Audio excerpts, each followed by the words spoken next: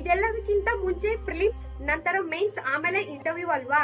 ನೀವೆಲ್ಲಕ್ಕಿಂತ ಮುಖ್ಯವಾಗಿ ನಿಮ್ಮ 7 ವರ್ಷದಲ್ಲಿ ಒಂದು ಸಲವಾದರೂ IAS ಪ್ರಿಲಿಮ್ಸ್ ಕ್ರ್ಯಾಕ್ ಮಾಡಿದೀರಾ. ಥ್ರೂಔಟ್ IAS ಪ್ರಿಪರೇಷನ್ ಜರ್ನಿ ಒಳಗ ಮೆಂಟಲ್ ಬ್ಯಾಲೆನ್ಸ್ ನ ಯಾವ ತರ ಮಾಡುವುದು ಅಂಡ್ IAS ಎಸ್ಎ ಮೇನ್ಸ್ ಜೊತೆಗೆ ಆನ್ಸರ್ ರೈಟಿಂಗ್ ನ ಕರೆಂಟ್ ಅಫೇರ್ಸ್ ಜೊತೆ ಲಿಂಕ್ ಮಾಡ್ಕೊಂಡ ಯಾವ ತರ ಪ್ರಾಕ್ಟೀಸ್ ಮಾಡುದು. UPSC IAS ನ ಎವ್ರಿ ಇಯರ್ ನಡೆಸ್ತದ, ಅದೇ ತರ KPSC ನಾನು KAS ಎಕ್ಸಾಮ್ ನ ಎವ್ರಿ ಇಯರ್ ನಡೆಸ್ತದೇನಾ.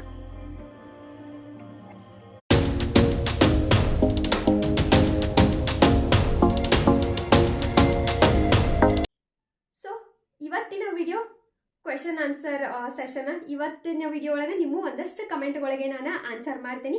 ಸೊ ಕ್ವೆಶನ್ ನೋಡ್ಕೊಂತ ಹೋಗೋಣ. ಫಸ್ಟ್ ಕ್ವೆಶನ್ ಐತಿ ಏನಂತಂದ್ರ IAS ಇವತ್ತ ಮಾರ್ನಿಂಗ್ ವಿಡಿಯೋದ ಆಕ್ಚುಲಿ IAS ಇಂಟರ್ವ್ಯೂ ಒಳಗ ಮಾಡಬಾರ್ದಂತ 3 ಟಿಪ್ಸ್ ಬಗ್ಗೆ ನಾನು ವಿಡಿಯೋ ಮಾಡಿದ್ನಿ. ಅದ್ರ ಮೇಲೆ ಆ ಒಂದು ವಿಡಿಯೋ ಕೆಳಗೆ ಕಮೆಂಟ್ ಅದ ಏನಂತಂದ್ರ ಪ್ರಿಲಿಮ್ಸು ಮೇನ್ಸು ಫಸ್ಟ್ ಸ್ಟೇಜಸ್ ಇರ್ತಾವ ಅಂಡ್ ಈ 7 ವರ್ಷದೊಳಗ ನೀವು ಒಂದು ಪ್ರಿಲಿಮ್ಸ್ ನ ಕ್ಲಿಯರ್ ಅನ್ನ ಮಾಡಿಲ್ಲ, ಅಟ್ಲೀಸ್ಟ್ ಒಂದು ಪ್ರಿಲಿಮ್ಸ್ ಅನ್ನು ನೀವು ಕ್ಲಿಯರ್ ಮಾಡಿಲ್ಲ ಅಂತ ಹೇಳಿ ಕಮೆಂಟ್ ಅದ.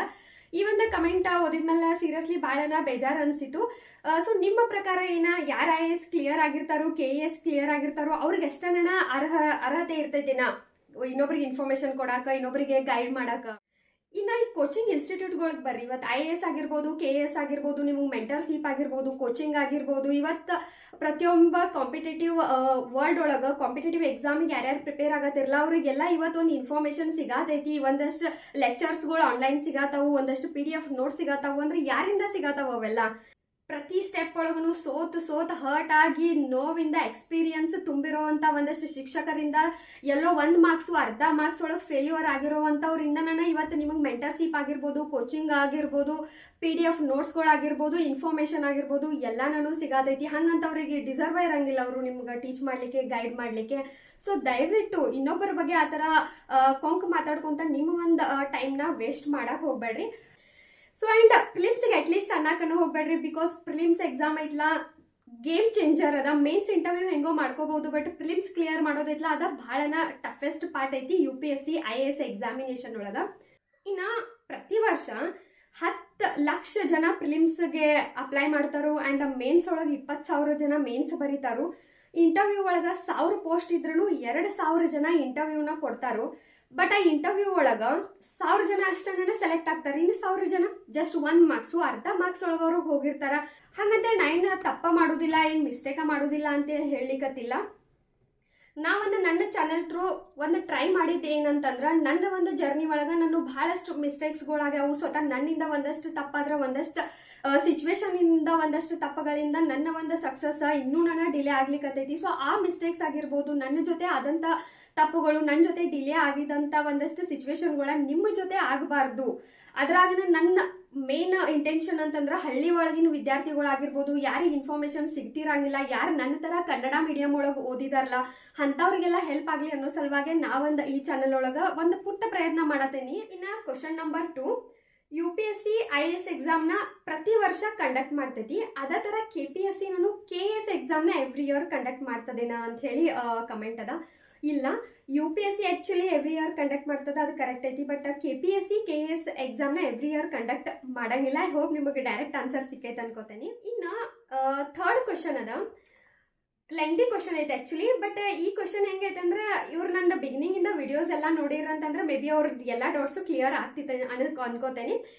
ಸೊ ಈ ವಿಡಿಯೋನ ಆದಷ್ಟು ಟ್ರೈ ಮಾಡ್ತೇನೆ ಅವ್ರ ಒಂದು ಕಮೆಂಟಿಗೆ ಆನ್ಸರ್ ಮಾಡ್ಲಿಕ್ಕೆ. ಅಂಡ್ ಜೊತೆಗೆ ಇದು ಬಹಳಷ್ಟು ಜನಕ್ಕೂ ಹೆಲ್ಪ್ ಆಗ್ತೈತಿ. ಏನೇನಂದ್ರೆ ಫಸ್ಟ್ ಥಿಂಗ್, ಈ ಒಂದು UPSC ಥ್ರೂಔಟ್ ದಿಸ್ ಜರ್ನಿ, ಈ ಒಂದು ಪೂರ್ತಿ ಜರ್ನಿ ಒಳಗ ಮೆಂಟಲ್ ಸ್ಟ್ರೆಸ್ನ ಯಾವ ಥರ ಬ್ಯಾಲೆನ್ಸ್ ಮಾಡೋದು ಅಂಡ್ ಎಸ್ಎ ಆಗಿರ್ಬೋದು, ಮೇನ್ಸ್ GS 1, 2, 3 ಪೇಪರ್ಗಳು ಇರ್ತಾವಲ್ಲ ಅದಕ್ಕೆ ಕರೆಂಟ್ ಅಫೇರ್ಸ್ನ ಲಿಂಕ್ ಮಾಡಿ ಯಾವ ಥರ ಆನ್ಸರ್ ರೈಟಿಂಗ್ನ ಪ್ರಾಕ್ಟೀಸ್ ಮಾಡೋದು. ಅಂಡ್ ಅದ್ರ ಜೊತೆಗೆ ಇನ್ನೊಂದು ಪಾಯಿಂಟ್ನ ಮೆನ್ಷನ್ ಮಾಡ್ಯಾರ ಅವರು ನಾನು ಹ್ಯುಮ್ಯಾನಿಕ್ ಬ್ಯಾಕ್ಗ್ರೌಂಡ್ದಿಂದ ಇಲ್ಲ, ಸೊ ದಟ್ ನನಗೆ ಕ್ರೊನೊಲಾಜಿಕಲ್ ವೇ ಒಳಗೆ ಹೇಳ್ಕೊಡ್ರಿ ಯಾವ ಥರ ಸ್ಟಡಿ ಮಾಡ್ಬೇಕು ನಾನು, ಹಿಸ್ಟ್ರಿ ಆಗಿರ್ಬೋದು, ಪಾಲಿಟಿ ಆಗಿರ್ಬೋದು, ಸೈನ್ಸ್ ಆಗಿರ್ಬೋದು, ಈ ಎಲ್ಲ ಸಬ್ಜೆಕ್ಟ್ನ ಅಂತ ಹೇಳಿ ಕಮೆಂಟ್ ಅದ. ಸೊ ಫಸ್ಟ್ ಪಾಯಿಂಟ್ ಇಲ್ಲಿ ನಿಮಗೆ ಕ್ಲಿಯರ್ ಮಾಡೋದಂತಂದ್ರೆ ಈ ಒಂದು ಜರ್ನಿ ಐತ್ಲ ಇದು ಭಾಳ ಲೆಂಗ್ದಿ ಪ್ರೊಸೆಸ್ ಅದ. ಒಂದೊಂದ್ಸಲ 1 ವರ್ಷಕ್ಕೆ ಕ್ಲಿಯರ್ ಆಗ್ಬೋದು, ಇನ್ನೊಂದ್ಸಲ 2-3 ವರ್ಷನೂ ತಗೋಬಹುದು. ಸೊ ಈ ಒಂದು ಜರ್ನಿ ಲೆಂಗ್ದಿ ಇರೋದ್ರಿಂದ ಇಲ್ಲಿ ಮೆಂಟಲ್ ಸ್ಟ್ರೆಸ್ ಆಗಿರ್ಬೋದು, ಮೆಂಟಲ್ ಸ್ಟ್ರೆಸ್ ಲೆವೆಲ್ನ ಬ್ಯಾಲೆನ್ಸ್ ಮಾಡೋದೈತಲ್ಲ ಅದ ಬಹಳನ ಇಂಪಾರ್ಟೆಂಟ್ ಆಗ್ತೈತಿ. ಜೊತೆಗೆ ನಿಮ್ಮ ಪ್ರಿಪ್ರೇಷನ್ನ ಕಂಟಿನ್ಯೂ ಇಡಬೇಕಾಗ್ತೈತಿ. So UPSC IAS preparation journey ಏನೈತಲ್ಲ ಇದು ಬಹಳ ದೊಡ್ಡದೈತಿ. ಥ್ರೂಔಟ್ ದಿಸ್ ಜರ್ನಿ ನೀವೊಂದು ಮೆಂಟಲ್ ಸ್ಟ್ರೆಸ್ನ ಬ್ಯಾಲೆನ್ಸ್ ಮಾಡೋದೈತಲ್ಲ ಅದ ಬಹಳನ ಡಿಫಿಕಲ್ಟ್ ಆಗ್ತೈತಿ.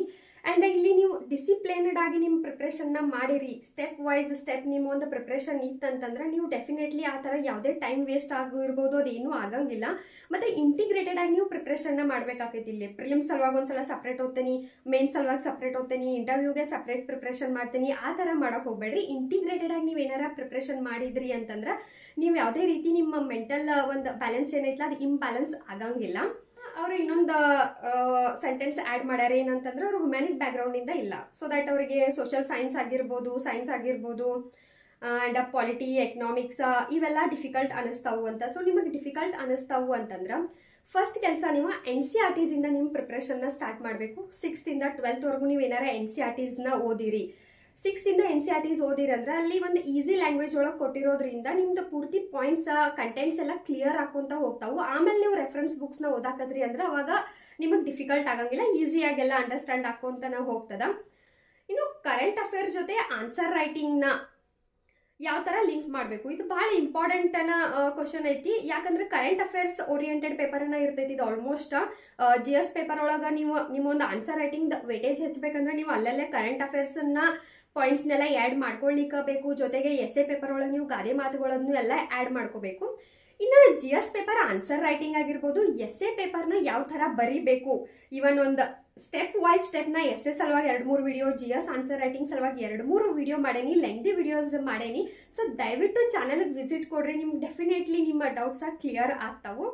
ಯಾವಾಗ ನೀವು ಪ್ರಿಲಿಮ್ಸು ಮೇನ್ಸ್ದು ಒಂದು ಸಿಲೆಬಸ್ನ ಏನು ಕಂಪ್ಲೀಟ್ ಮಾಡ್ತಿರಲ್ಲ, ಸಿಲೆಬಸ್ನ ಒಂದು ಸಲ ಕಂಪ್ಲೀಟ್ ಮಾಡಿ ಒಂದ್ಸಲ ರಿವಿಷನ್ ಮಾಡ್ತೀರಿ. ಆ್ಯಂಡ್ ಎವ್ರಿ ಡೇ ನೀವು ಕರೆಂಟ್ ಅಫೇರ್ಸ್ನ ಓದ್ಕೊಂತಿರ್ತೀರಿ, ಕರೆಂಟ್ ಅಫೇರ್ಸ್ದನು ರಿವಿಷನ್ ತೊಗೋತಿರಲ್ಲ, ಆಮೇಲೆ ನೀವು ಆನ್ಸರ್ ರೈಟಿಂಗ್ನ ಪ್ರಾಕ್ಟೀಸ್ ಮಾಡಿರಿ. ಯಾವಾಗ ನೀವು ಆನ್ಸರ್ ರೈಟಿಂಗ್ ಪ್ರಾಕ್ಟೀಸ್ ಮಾಡ್ತಿರಲ್ಲ ಅವಾಗ ನಿಮ್ಗೆ ಆಟೋಮೆಟಿಕ್ಲಿ ನಿಮ್ಮ ಕರೆಂಟ್ ಅಫೇರ್ಸ್ನ ಯಾವ ಥರ ಲಿಂಕ್ ಮಾಡ್ಬೇಕು ಅನ್ನೋದು ಡೆಫಿನೆಟ್ಲಿ ಗೊತ್ತಾಗ್ತದ.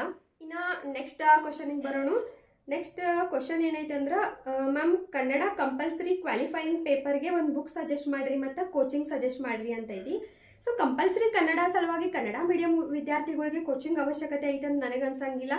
ನೀವೇನಾರ ಪ್ರಿವಿಯಸ್ ಇಯರ್ ಕ್ವಶನ್ ಪೇಪರ್ಗಳನ್ನ ಸಾಲ್ವ್ ಮಾಡಿರಿ ಅಂದ್ರೆ ಡೆಫಿನೆಟ್ಲಿ ಕವರ್ ಆಗ್ತದ. ಅದ್ರ ಜೊತೆ ನೀವು ಒಂದು ಬುಕ್ನ ರೀಡ್ ಮಾಡಬೇಕು. ಯಾವುದಂತಂದ್ರೆ ಕನ್ನಡ ವ್ಯಾಕರಣ ಮತ್ತು ರಚನೆ, ಗೋಪಾಲ್ ಕೃಷ್ಣ ಉಡುಪ್ ಅಂತ ಹೇಳಿ ಬುಕ್ ಅದ. ಆ ಬುಕ್ನ ನೀವು ರೀಡ್ ಮಾಡ್ಕೊಂಡು ಕಾಸ ಜೊತೆಗೆ ಒಂದಷ್ಟು ಕ್ವಶನ್ ಪೇಪರ್ನ ನೀವು ಸಾಲ್ವ್ ಮಾಡಿರಿ ಅಂದ್ರೆ ಡೆಫಿನೆಟ್ಲಿ ನಿಮ್ದೊಂದು ಸಿಲೆಬಸ್ ಕವರ್ ಆಗ್ತದ. ಆ್ಯಂಡ್ ಇಲ್ಲಿ ಇನ್ನೊಂದು ಕಮೆಂಟ್ ಅದ, ಪ್ರಿಲಿಮ್ಸ್ಗೆ IAS ಎಕ್ಸಾಮಿಗೆ ಬ್ಲೂ ಪೆನ್ ಯೂಸ್ ಮಾಡಬೇಕು, ಬ್ಲ್ಯಾಕ್ ಪೆನ್ ಯೂಸ್ ಮಾಡಬೇಕು ಅಂತ ಹೇಳಿ. IAS ಪ್ರಿಲಿಮ್ಸ್ ಒಳಗೆ ಹಾಲ್ ಟಿಕೆಟ್ ಒಳಗನೆ ಮೆನ್ಷನ್ ಮಾಡಿಬಿಟ್ಟಿರ್ತಾರೋ ನೀವು ಬ್ಲ್ಯಾಕ್ ಪೆನ್ನ ಬಳಸಬೇಕಾಗ್ತದ. ಇಲ್ಲ ಇನ್ನೊಂದು ಕಮೆಂಟ್ ಅದ, ಅಕ್ಕ ನಾನು ಡಿಗ್ರಿ ಫೈನಲ್ ಇಯರ್ ಇದ್ದೀನಿ, ನನ್ನ ಇಂಗ್ಲೀಷ್ ಎವ್ರೇಜ್ ಇದೆ, ನಾನು UPSCಗೆ ಇಂಗ್ಲೀಷ್ ಪರ್ಫೆಕ್ಟ್ ಹೇಗೆ ಆಗೋದು, ಯಾವ ರೀತಿ 4-5 ಮಂತ್ಸ್ನಲ್ಲಿ ಹೇಗೆ ಇಂಗ್ಲೀಷ್ ಪರ್ಫೆಕ್ಟ್ ಆಗೋದು ಹೇಳಿ ಅಂತ ಕಮೆಂಟ್ ಅದ.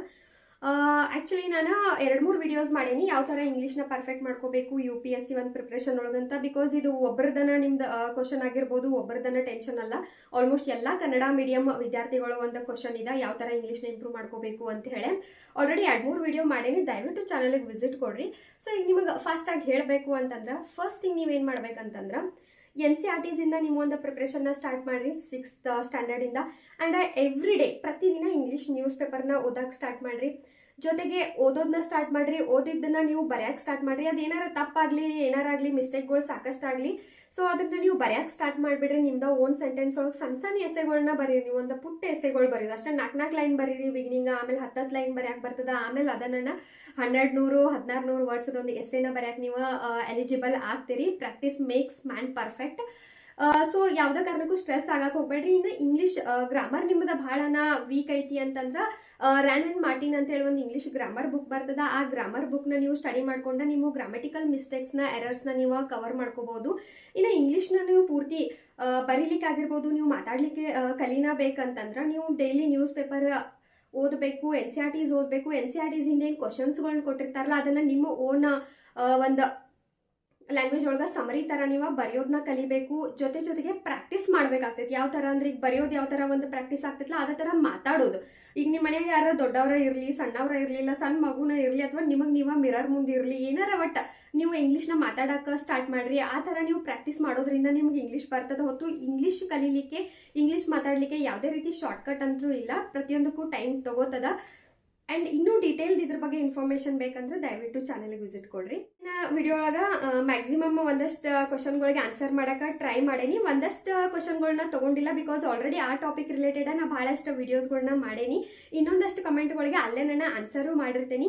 ಆ್ಯಂಡ್ ಇನ್ನೂ ಒಂದಷ್ಟು ಯಾವ ಪೆಂಡಿಂಗ್ ಕ್ವಶನ್ಸ್ ಕಮೆಂಟ್ಸ್ ಅದಾವಲ್ಲ, ಅದಕ್ಕೆ ನಾನು ನೆಕ್ಸ್ಟ್ ವೀಕ್ದೊಂದು ಕ್ವಶನ್ ಆನ್ಸರ್ ವಿಡಿಯೋ ಒಳಗೆ ಆ ಕ್ವಶನ್ಗಳಿಗೂ ಡೆಫಿನೆಟ್ಲಿ ಆನ್ಸರ್ ಮಾಡ್ತೀನಿ. ಸೊ ಅಗೇನ್ ನೀವು ಏನಾರ ಡೌಟ್ಸ್ ಇದ್ದು ಅಂತಂದ್ರೆ, ಏನಾರ ಕ್ವಶನ್ ಇದ್ದು ಅಂದ್ರೆ ಕಮೆಂಟ್ ಸೆಕ್ಷನ್ ಒಳಗೆ ನೀವು ಕಮೆಂಟ್ ಮಾಡ್ರಿ. ಸೊ ನೆಕ್ಸ್ಟ್ ವಿಡಿಯೋ ಒಳಗೆ ಸಿಗೋಣ. Thank you.